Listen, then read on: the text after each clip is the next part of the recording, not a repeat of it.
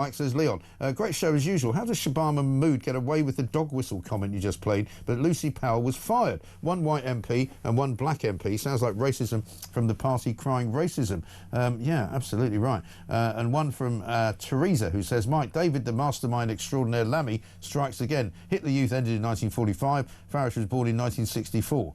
Give Lammy Diane Abbott's abacus, please. Teresa, thanks very much indeed. I think we've got Richard Fuller now. Richard, are you there? Hopefully second time, yes, charm. Good, excellent, there you are. Good morning. Good morning, thank you very much indeed. I've got to ask you, I mean, I've been around politics a reasonable amount of time, probably not quite as steeped in it as you. What did you make of Keir Starmer's speech yesterday? I thought it was quite extraordinary. I thought it was unseemly, Mike. Yeah. Here we have the Prime Minister of our country with an opportunity to talk to people about the cost of living. Inflation's going up, people are feeling prices, we know taxes are coming, but he didn't do that. What he decided to was basically get into the gutter and do a political brawl with a leader of another political party. It was just, I mean, just so unseemly. It really was. I mean, one of the newspapers this morning is saying that Labour's dragged politics into the gutter. I fear that's kind of what's happened. I was kind of watching it incredulous yesterday because I couldn't quite believe what I was seeing.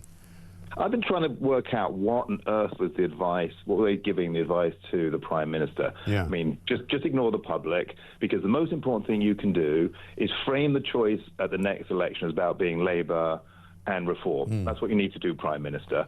And then go from that to that. And the best way to do that is then to attack, through the leader of Reform, British people who are concerned about immigration. Yeah. And that just seems to have been a total misfire. And then you get, a couple of hours later, after David Lammy makes his comments, says, oh, no, I didn't mean it. And then Sir Keir Starmer says, oh, no, I'm not calling people racist. When actually, if you look at the intent of their speech and the things that they said, it was completely trying to make that point. Of course. So blunder after blunder yesterday by Labour. Yeah, they're trying to be kind of clever about it as well, which I think people find even more distasteful. You know, they're trying to kind of prod you in a direction and then kind of pull themselves out of the back of it. And it's a bit like, somebody driving you to the edge of a cliff and then getting out of the car and saying, here you go, you can take the wheel now. And it's almost as like, it's nothing to do with us, mate, Shabana Mahmood actually said yesterday, when she was asked about Nigel Farage, that she thinks he's worse than a racist. I'm not even sure what that means.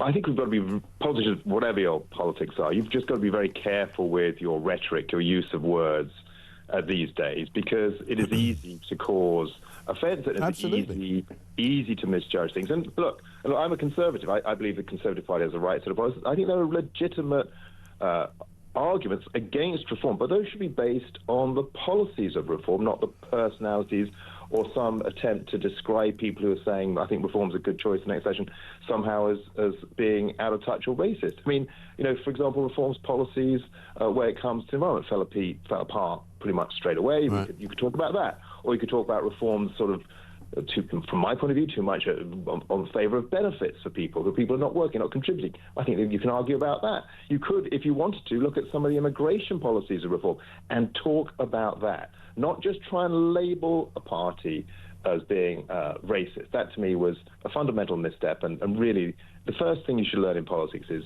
never make it personal. Yeah, exactly right. Talk about politics, because that's what the people want to hear about. What are your policies?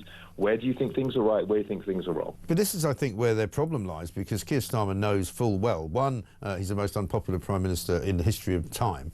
Two, he's not even that popular in his own party. Only 29% of people think he should be the leader.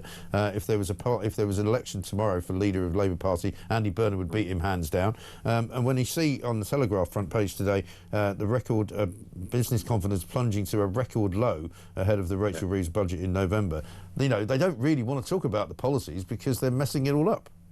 Well, look, Keir Starmer clearly was in trouble, and maybe he decided I just want to talk to the faithful so I can shore up my position.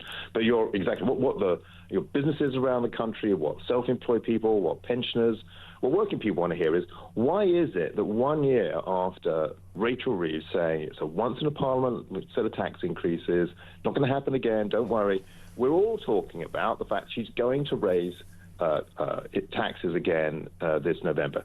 Under Kemi Badenoch, we'd have made different choices if we'd been in power. We'd have not increased taxes on working people. We would have come down harder on productivity in the public sector, and we would have brought forward further efforts on welfare reform. We heard none of that from Labour. So we've got another month or two of uncertainty and doubt in the economy, where everyone knows Rachel Reeves is going to come back to hit people with more taxes, but no one knows who's going to get hit the hardest. Yeah, exactly right. Richard, good to talk to you. Thank you very much indeed. Richard Fuller, CBE MP and Shadow Chief Secretary of the Treasury. As he says, there's a really good reason Keir Starmer decided to go on the attack personally on Nigel Farage, because at the end of the day, he can't actually defend any of his policies. You know, all they can ever come out with is the success they've had, supposedly, with opening a few breakfast clubs for some kids at school, because apparently that's taking loads of people out of poverty. Let's get a voice note from Tristan. What Labour did yesterday, what Starmer did yesterday, and what the others have done is been absolutely abhorrent, to be honest with you. Absolutely disgraceful. And the thing is that they always use these divisive words, racist, Nazi, and on our side, Reform, they don't do any of that. They actually critique the policies. They don't go for these personal attacks all the time. Exactly right. Justin in Loughborough says this. Morning, Mike. In basic sales training, they teach you never rubbish your opponents. With Starmer and his cabinet, their continued personal attacks on Nigel and Reform shows desperation, unprofessionalism, and it is clear they are simply not fit for office. Shameful to resort to a new low. And this one from Danny, who says, Mike, when Elon Musk spoke about fighting back at the UTK march, he was accused by Starmer of inciting violence. Yet it's okay for Starmer to say, we will fight you with everything we have. What is that if it's not incitement? Well, that's a very good question, and we'll explore that coming up over the course of the show.